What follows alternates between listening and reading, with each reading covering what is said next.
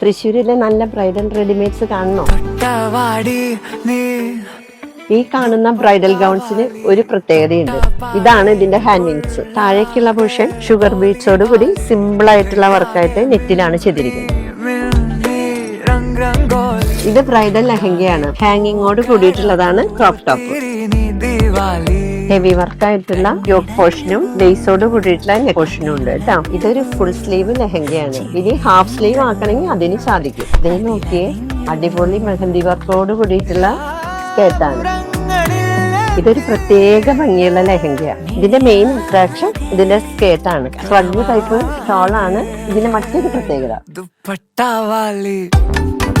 ഈ ലെഹങ്കയ്ക്ക് ടോപ്പിലാണ് heavy work വരുന്നത്.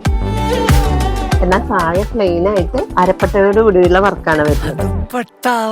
Scallop ഫിനിഷിങ്ങോട് കൂടിയിട്ടുള്ള ഷോളാണ് വരുന്നത്.